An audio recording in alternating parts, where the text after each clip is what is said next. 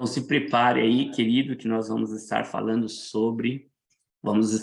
agora sobre o livro de Êxodo, um livro maravilhoso. Amém? Curso de imersão bíblica, nós estamos no módulo 1, livro de Êxodo.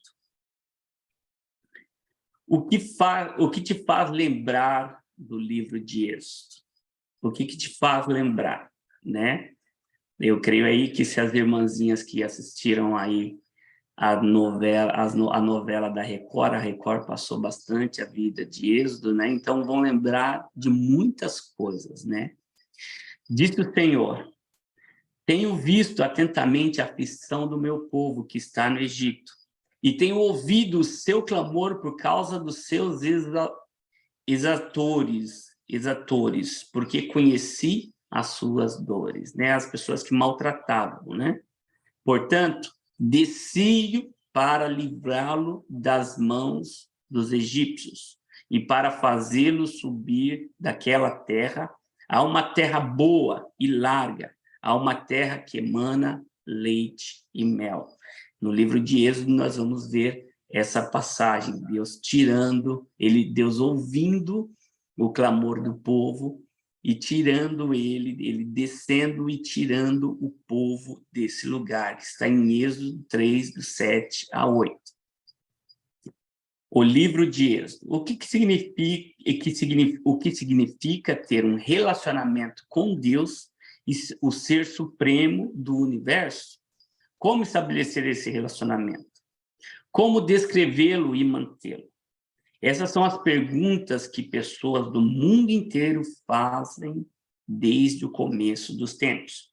Êxodo oferecia aos israelitas as respostas para essa pregação, para essas questões, e revelava não apenas o que era exigido deles para se relacionar com Deus, mas com o que Deus, em sua graça, fez para possibilitar esse relacionamento. Nós vamos ver no livro de Êxodo, Deus também Deus entrando para se reconectar com o homem. Ele se conectou com o homem lá no início, quando o homem não tinha pecado, porém o pecado tomou conta do mundo. Aí, nesse livro, Deus desce e fala com Moisés, e depois lá na frente nós vamos entender que ele cria um tabernáculo querendo se relacionar com Deus. Introdução. Êxodo é uma sequência de Gênesis, continua Gênesis, né?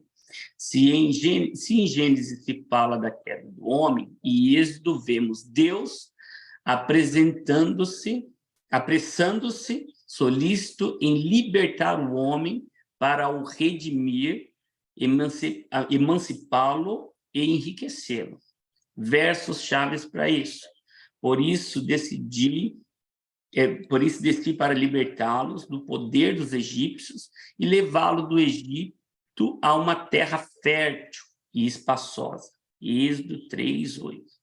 A declaração formal de Deus fixando seu propósito em 12, 23, como o executaria. Aí fala sobre a declaração formal de Deus, fala também, pois o Senhor passará para a terra para ferir mortalmente os egípcios, mas quando ele vir o sangue nas laterais e no alto da porta passará por sobre aquela casa. Ele não mataria o homem, a família, o primogênito que tivesse naquela casa, né? Que estivesse naquele lugar onde que tivesse o sangue do cordeiro. Os capítulos de 1 a 15 abordam a saída dos hebreus do Egito. Os outros assuntos dos quais o livro trata, capítulo 16 a 40, revela que o povo hebreu não precisava apenas ser liberto da escravidão no Egito, mas precisavam também de um modo de sair de seus pecados, conhecer a Deus por meio da aliança no Sinai, 16 a 24, e ter comunhão com ele por meio do tabernáculo, de 25 a 40. Todos nós temos a mesma necessidade de ser libertos e conhecer a Deus e ter comunhão com ele. O livro de Êxodo não é diferente das nossas vidas, né? A gente tem as mesmas dificuldades, né, que o povo o povo de Israel teve, né? Eu acho que vocês não estão me vendo, né? Ok. Eles tiveram a mesma dificuldade que nós temos, né, no dia de hoje, né? E nós vimos que no livro de Êxodo nós vemos que o homem ele estava preso, significa quando eles estavam no Egito ele estava preso pelo pecado. E Deus ele fez de tudo para libertar o homem do pecado. Porém, nós vemos também Deus, eu acho interessante aqui no livro de Êxodo, na parte que nós estamos lendo, nós falamos das 10 pragas, o próprio Deus endureceu o coração de Faraó para que o Faraó não libertasse o povo. Estranho, né? É um consenso, porque Deus ele falava para Moisés fazer o milagre, e aí Moisés fazia o milagre, ele transformou primeiro a água em sangue, depois as rãs, e aí foram fazendo vários milagres, né, várias pragas, porque não deixou de ser milagre, né, coisas que aconteceu sobrenatural. E o próprio Deus endurecia o coração de Faraó. Mas por que isso? Porque o povo ele estava muito contaminado com as coisas do mundo.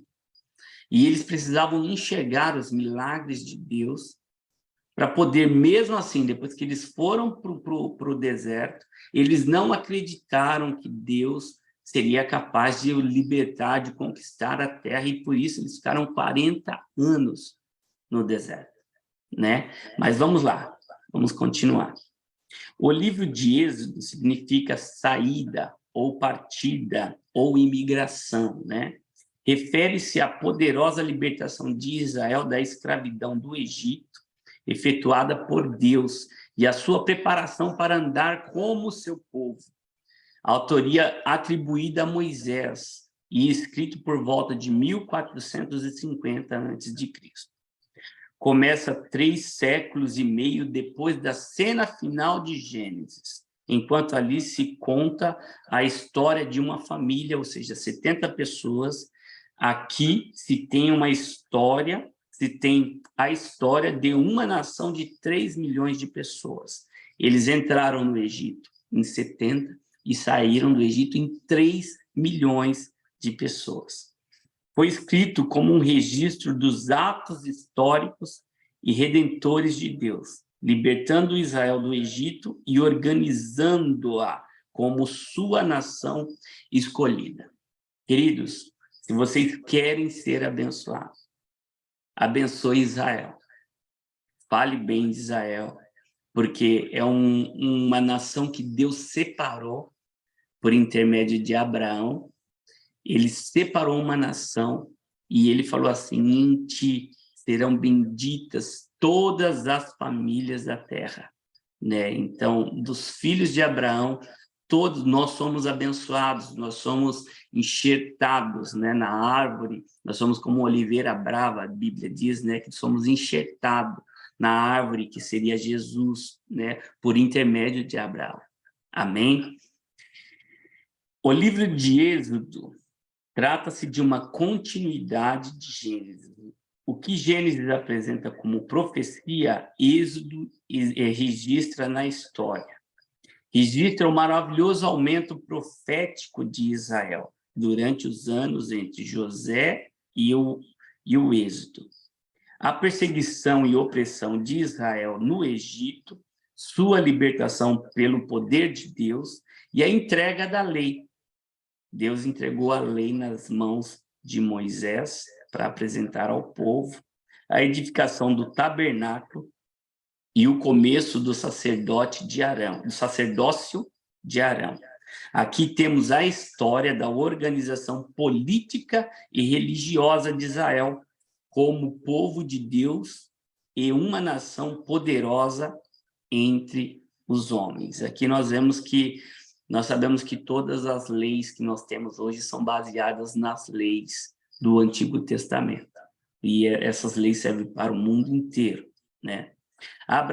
Disse Deus a Abraão que, ao longo de 400 anos, seus descendentes seriam peregrinos e depois escravos em uma terra estrangeira, e em seguida seriam libertos e sairiam com muitos bens. Então o Senhor disse, né? Aí vem lá a profecia que foi falado na página anterior, foi a profecia, né? Então o Senhor lhe disse: saiba que os seus descendentes serão estrangeiros numa terra que não lhe pertencerá, onde também serão escravizados e oprimidos por 400 anos, mas eu castigarei a nação quem servirão como escravos. E depois de tudo, sairão com muitos bens. E foi assim que aconteceu. Eles entraram na terra e saíram de lá, entraram no Egito e saíram de lá como escravos, né? Saíram de lá com muitos bens, perdão. Eles saíram do Egito com muitos bens, né? Essa surpreendente profecia, sem dúvida, desencadeou muitas questões na mente de Abraão. Por que e como eles se tornariam os escravos? Como Deus iria libertá-los? Como eles conseguiriam sair da escravidão com muitos bens?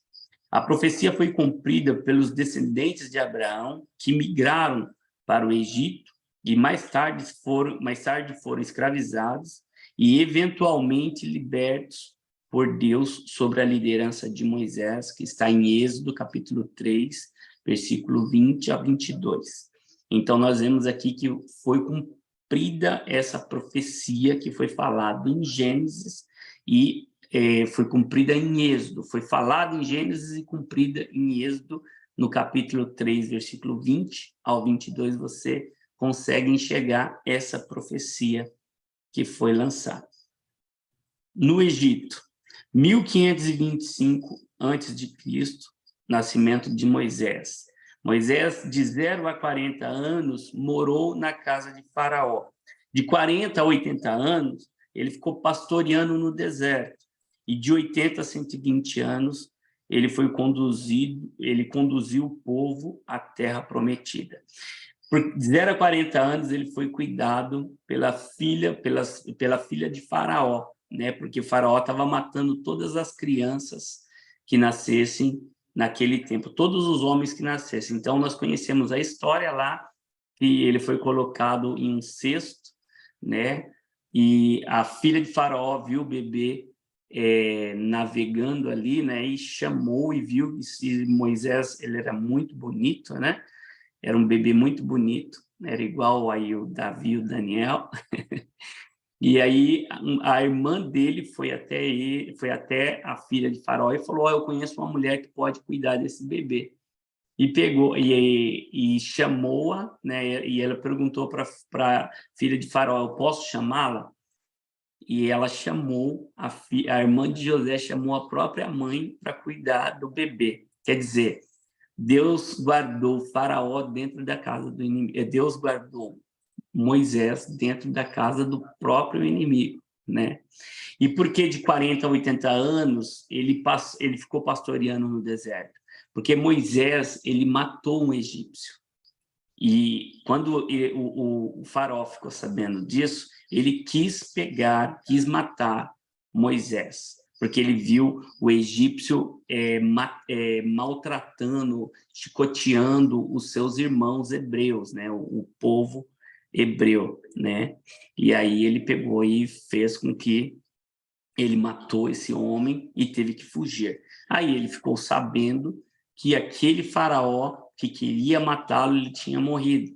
Aí, dos 80 aos 120 anos, ele passou a conduzir o povo à terra prometida. Aí ele libertou o povo e conduziu o povo à terra prometida. Moisés nasce na tribo de Levi, na tribo dos sacerdotes, né? E sua mãe pede à filha Miriam que coloque o irmão em um cesto de vime, né? Com betume, é o que eu falei agora, né? E o acompanha ao longo do rio Nilo. Ele chega até a filha de Faraó, que o remove do rio.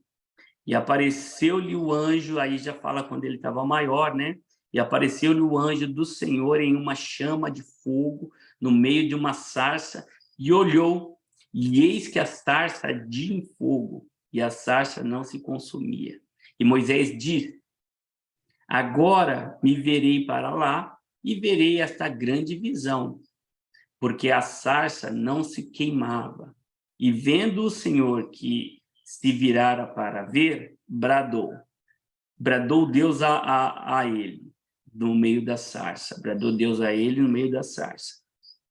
E disse: Moisés, Moisés. Respondeu ele: eis-me aqui, Senhor. E ele disse: não te chegues para cá. Tire os sapatos dos seus pés, porque o lugar em que tu estás é terra santa. Disse mais: eu sou o Deus do teu pai, o Deus de Abraão, o Deus de Isaque, o Deus de Jacó.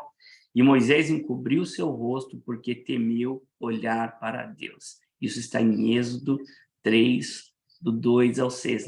Nós lemos isso essa semana, né? E Êxodo 14, o eu sou te enviou. Isso Deus falando para ele, o eu sou, né? O eu sou, ele não é preso ele não é preso a uma palavra. O eu sou é uma palavra solta, é uma palavra infinita, né? Se eu falar que Deus tem poder, eu limito a Deus. Ele não tem poder, ele é poder, né? E ele falou aqui: o eu sou te enviou.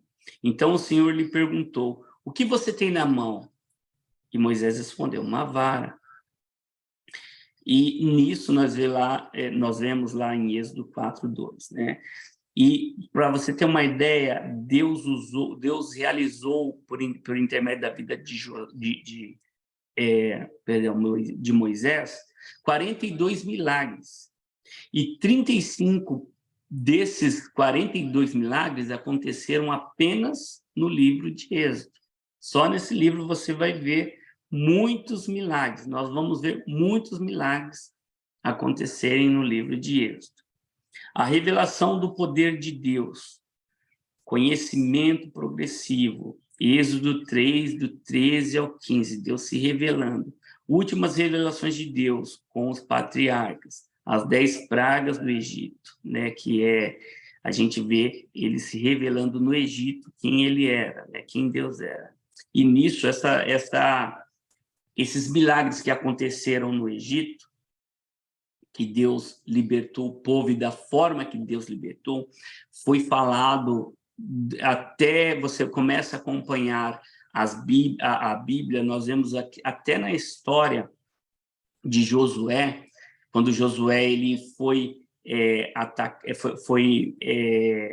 conquistar as terras, você vê lá que quando eles estavam conversando entre eles, o pessoal, porque o povo não ia atacar a terra, eles iam pegar a terra que já eram deles, e tinham pessoas que invadiram as terras, né, porque Deus já tinha dado ao povo, né, já tinha dado ao povo de Israel. Então, eles só foram pegar a terra que era dele. E o povo falava assim: olha, eu sonhei que aquele Deus que libertou, a própria prostituta Raabe falou assim: olha, eles estão falando aí que aquele povo que libertou, que foi liberto, que o mar vermelho se abriu, aconteceram várias pragas, isso, aquele povo ele estava vindo para cá, ele estava vindo possuir a terra e tal, né? Então, esses milagres que aconteceram foram falados assim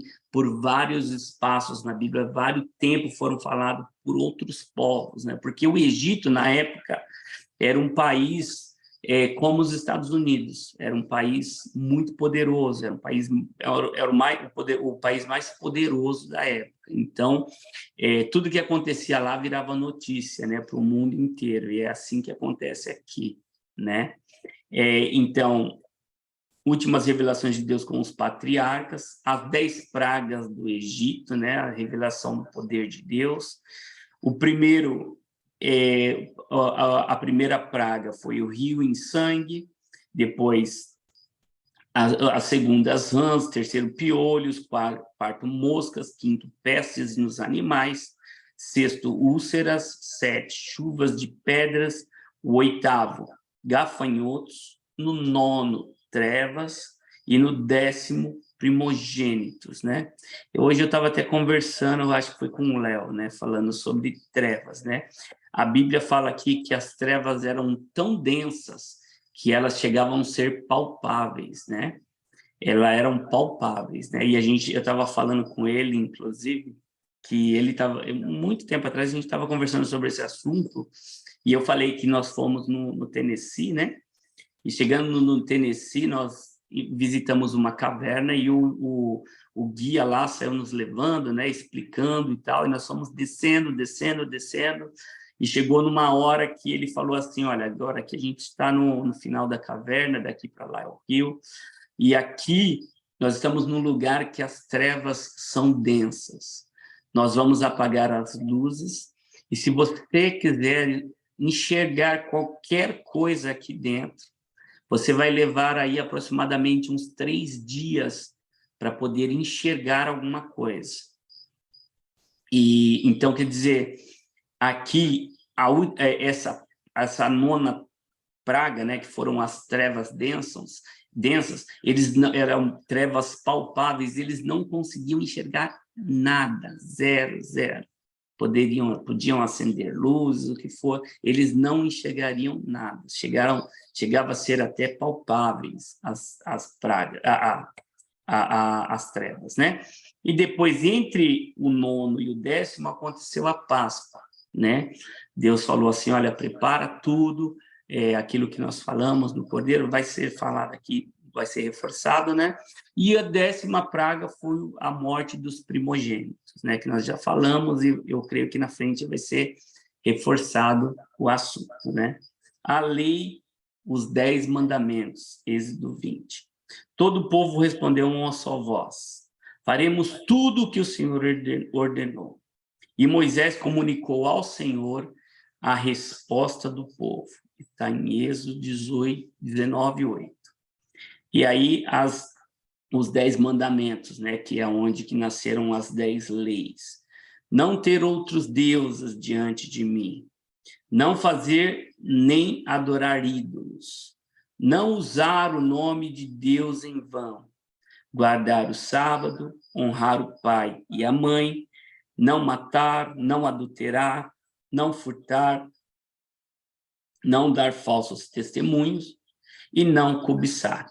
Esses são os 10 mandamentos, né, que Deus escreveu numa tábua para Moisés. Mas depois Deus ainda continuou falando vários outros mandamentos para o povo. Esses aqui foram só os que foram escritos nas tábuas da lei.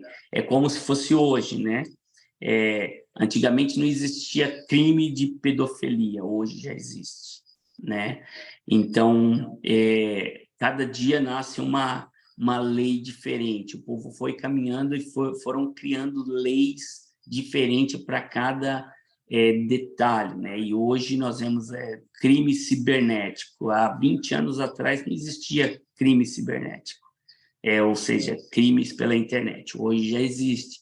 Então, foram criadas leis para isso também, né? Então, foi mais ou menos isso para a gente poder entender o que aconteceu. Deus fez isso, os 10 mandamentos, mas continuou ainda ensinando o povo o que eles precisavam fazer, né? Como que eles precisavam obedecer a ele, obedecer, cada um respeitar o outro, né? E obedecer ao outro.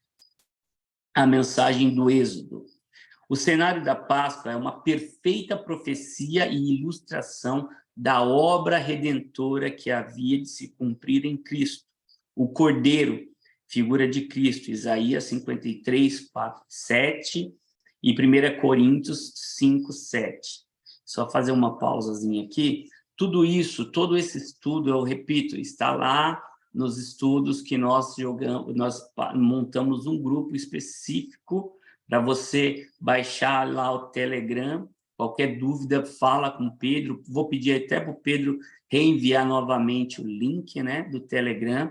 É só você baixar o link lá, baixar o app e daí você já entrar no grupo do Telegram, você vai ter todo esse material para você tirar as dúvidas, tá certo?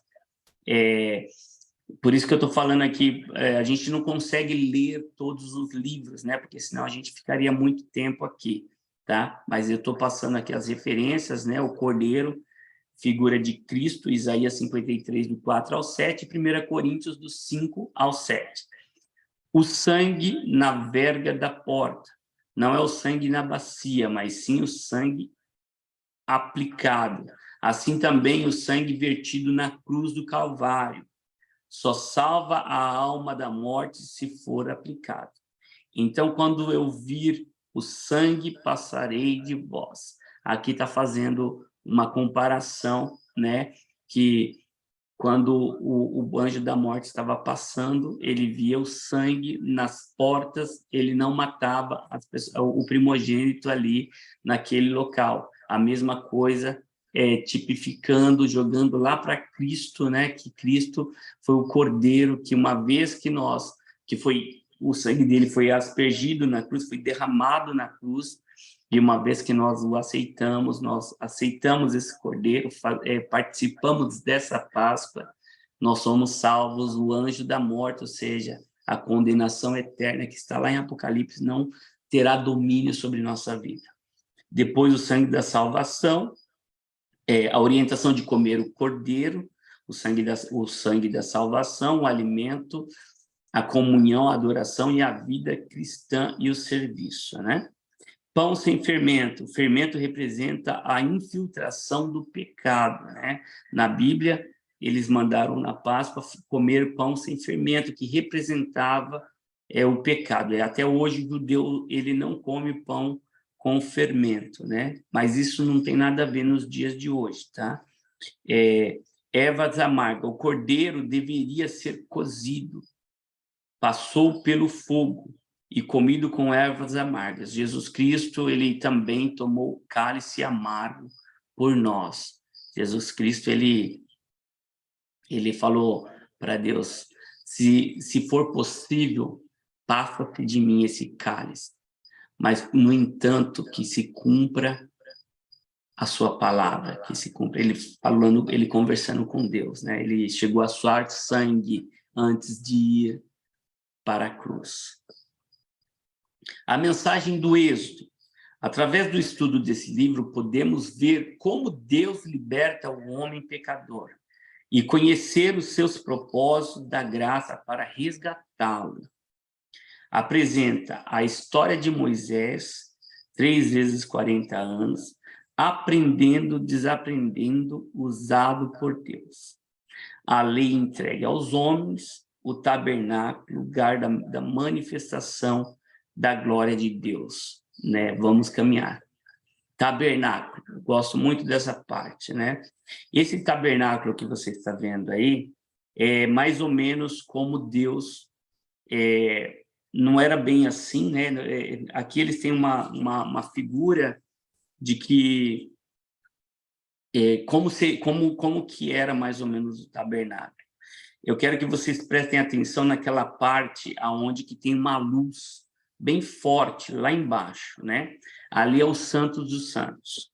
Deus mandou Moisés construir esse tabernáculo e ele falou com todos os detalhes como ele deveria fazer, né? Na figura após, nós vemos aqui que nós temos a entrada do tabernáculo, esse altar, na parte A, nós vemos aqui o altar, né? Na parte A, aliás, na parte A nós temos aqui o pátio, né? Que seria o altar, a pia. Na parte B, o lugar santo, que seria... Tem a menorá, o altar de incenso, a mesa dos pães, também tinha o candelabro, né? O altar de incenso. E nessa parte, na última parte C, é o Santo dos Santos, o lugar Santo dos Santos. Nesse lugar, é onde que está amarelinho, em amarelinho, ficava a Arca da Aliança, né?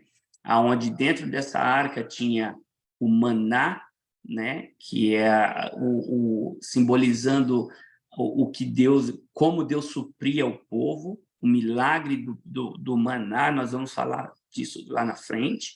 ficava as tábuas da lei, aquilo que nós lemos, né, os 10 mandamentos ficavam dentro dessa arca, e também ficava dentro da arca a vara de Arão que floresceu, representando o milagre, né, representando aonde que Deus ele agia, né, Deus agiu por intermédio da vara de Arão, né, a vara que floresceu. E só para a gente voltar, eu pedi para vocês ficarem, olharem aquela parte onde que tem uma luz bem clara, só voltando aqui, tá vendo? Essa luz, ela vinha uma vez por ano nesse lugar amarelo aqui, que é a Arca da Aliança. E aqui, eu não sei se estão olhando embaixo, vocês vão ver o nome véu, que ali tinha um véu que separava. A arca, entre todos os utensílios, o pátio, o lugar santo, e a Arca da Aliança ficava no lugar chamado Santo dos Santos, que está lá escrito lá em cima, Santo dos Santos. Aqui é onde que Deus ele se apresentava. Deixa eu só explicar como que funcionava mais ou menos o pecado do povo quando era perdoado, né? Ele entrava nessa porta, o altar era o lugar aonde que eles imolavam um animal, cordeiro, sem máculas, sem ruga, ou uma pomba, ou um animal, um outro animal, porque a Bíblia, voltando, falando novamente com vocês, a Bíblia fala que sem derramamento de sangue não há remissão de pecados, né? E aí, nesse altar, é imolado o cordeiro, depois o sacerdote, ele se limpava nessa pia, no segundo utensílio, existia todo um ritual aqui dentro, na menorá, na mesa dos pães, no altar de incenso, e depois ele entrava no Santos dos Santos. Quem entrava no Santos dos Santos, ele passava o sangue do cordeiro, daquele cordeiro que foi imolado lá no altar, depois que ele se lavava na pia, ele entregava para o sumo sacerdote. O sacerdote entregava para o sumo sacerdote e ele entrava, ele passava por esse véu e entrava no Santos dos Santos. E chegava nesse lugar, ele molhava os dedos com a ponta ele molhava a ponta dos dedos no sangue e ele borrifava, ele aspergia em cima da arca. E aí, aquela luz que nós vimos aqui, se você pegar aí o desenho do tabernáculo, você vai ver vários modelos daquela luz, uns vão ver uma nuvem, né? Deus ele vinha em uma nuvem chamada Shekinah, nesse espaço amarelo, e ali ele descia. O sumo sacerdote ele ficava lá dentro, e ele era embriagado com a presença de Deus naquele lugar.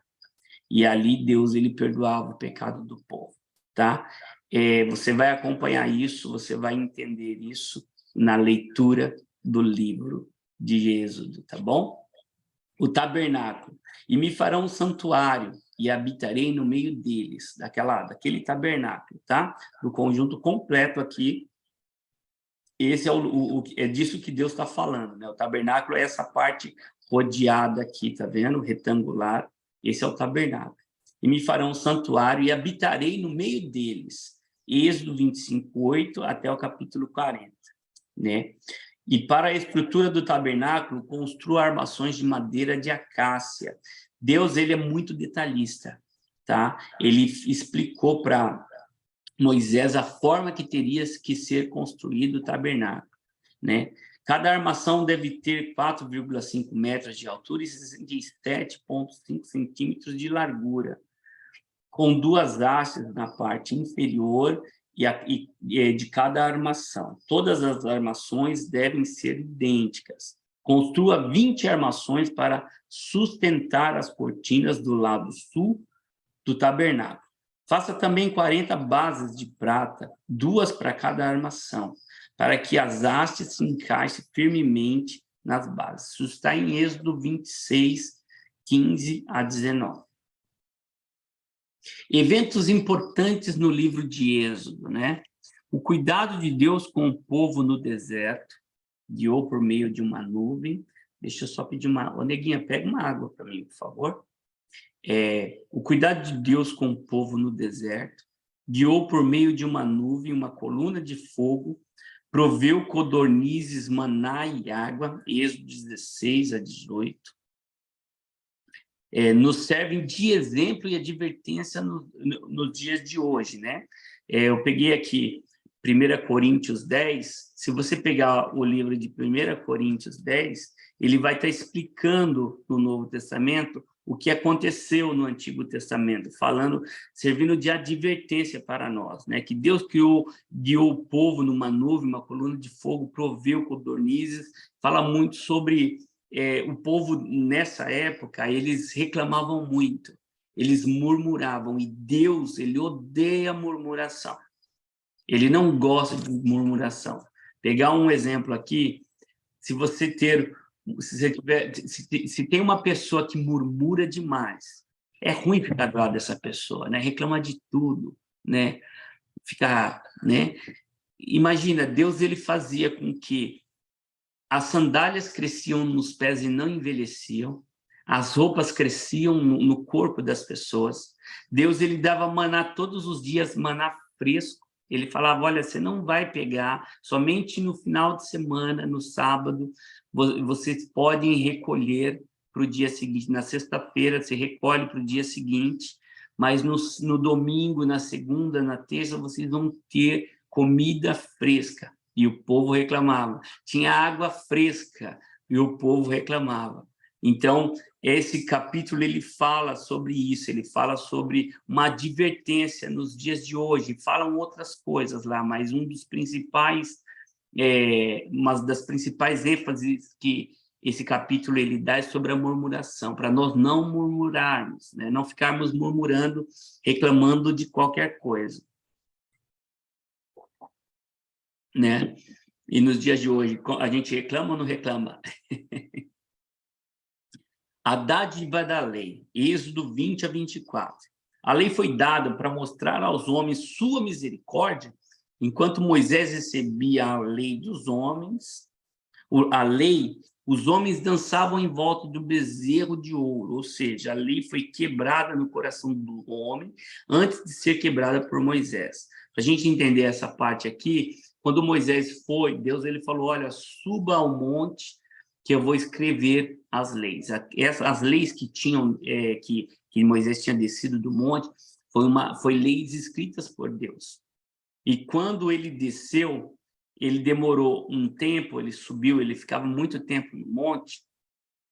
O povo saíram com várias provisões do Egito, quando eles foram libertos, mas eles saíram contaminados pelas coisas do Egito. E aí, Arão ele começou a recolher os brincos de ouro, as coisas de ouro que o povo de Israel tinha tirado do Egito, e eles construíram um bezerro de ouro. Quando Moisés desce do deserto, desce do monte, ele vê lá o povo dançando e rodeando um bezerro de ouro e adorando o bezerro de ouro, né?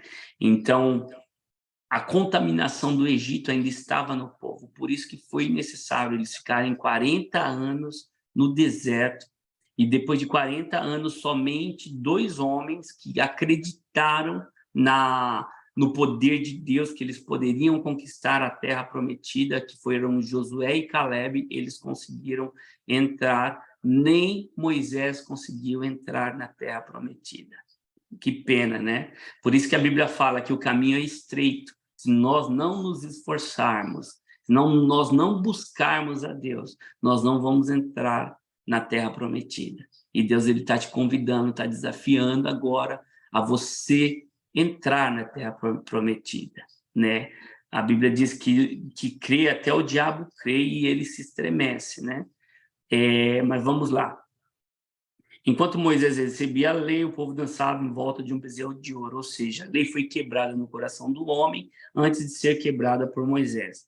A instituição do tabernáculo, né? Quando Deus institui o tabernáculo, está em Êxodo 25 a 40. A nuvem de glória sobre ele ensinava ao povo que Deus estava habitando no meio deles. Era um lugar de reunião que podia ser mudado de tempos em tempos. Figura do Redentor na sua igreja, Hebreus 9, 11 a 12. Existia uma nuvem que acompanhava eles, uma coluna de nuvem que acompanhava eles no deserto. Deus, ele enviava uma nuvem, e à noite ele enviava uma chama, uma coluna de fogo. Olha só o que acontecia com o povo, os milagres de Deus no meio do povo. Deus indicando que eu estou junto com você, povo de Israel.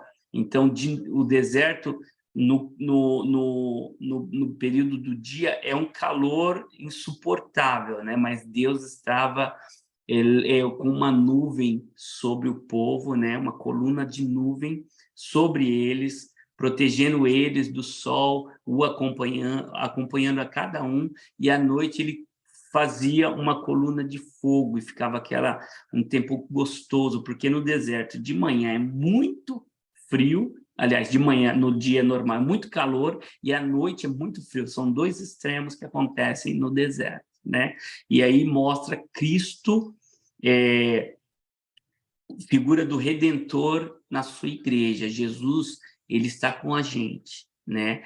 Diante dos desertos da vida, né? No tempo de solidão, no tempo de frio, o Senhor, ele está com a gente. Também no tempo de calor intenso, ele também está refrescando a gente como uma nuvem de glória, né? Sobre as nossas vidas. O livro de Êxodo, né? O livro de Êxodo, o livro do Antigo Testamento que mais destaca a graça redentora e o poder de Deus em ação. O livro está repleto da revelação majestosa de Deus como glorioso nos seus atributos, misericordioso, justo, fiel e santo, Senhor dos senhores, Redentor que faz um concerto com os seus redimidos, digno de adoração, porém desce para tabernacular com o seu povo, né? Que está em Jó 1,14. Deus, ele descia, voltando lá para o tabernáculo, ele descia como uma nuvem, né? Chamada Shekinah. Ele entrava no Santos dos Santos, e lá ele falava com o povo, falava com o sacerdote, com o sumo sacerdote. O sumo sacerdote, ele saía e falava com o povo. Nós entendemos que um culto é mais ou menos a entrada no tabernáculo. Quando você vai numa igreja, existe toda uma direção, né? Primeiro, nós oramos ao Senhor, sacrificamos, a Bíblia diz que os louvores são sacrifícios, né? Entraremos em sua presença com sacrifícios de louvor. E depois nós vamos para a adoração, né? Existe diferença entre louvor e adoração. Louvor é quando você está, muitas vezes, até cantando uma oração, ou você está falando de Deus. Os pássaros, eles louvam ao Senhor, os céus, ele proclama a glória de Deus. Mas a adoração, a Bíblia fala assim: somente os adoradores o adoram em espírito e em verdade. Não são todos que adoram ao Senhor. Adorar ao Senhor é quando nós nos relacionamos, e quando nós entramos e começamos a falar ao Senhor. Como tu és lindo, Senhor, como tu és poderoso. A sua glória, ela enche a terra, ela enche os céus. Nós te amamos, Jesus. Nós vemos em Apocalipse, nós vemos em Isaías 6, nós vemos Daniel adorando ao Senhor. Existem vários locais onde que nós conseguimos chegar à adoração. A Bíblia diz assim: Deus é espírito, e importa que seus adoradores o adorem em espírito e em verdade. Nós não conseguimos adorar a Deus na alma, somente no espírito. É quando o nosso espírito se conecta com o Espírito de Deus e nós conseguimos adorar, né? E era o que acontecia aqui. O sumo sacerdote, ele entrava naquele lugar, nos Santos dos Santos, e ali o Senhor, ele vinha, e havia uma relação entre o sumo sacerdote e Deus. Deus, ele entrava dentro do sumo sacerdote, ele era possuído, ele era embriagado pelo Senhor. E aí depois ele saía depois de que havia todo aquele tempo que ele ficava ali dentro do Santo dos Santos, ele saía e falava com o povo, né? A palavra de Deus era manifesta. É assim que acontece na igreja.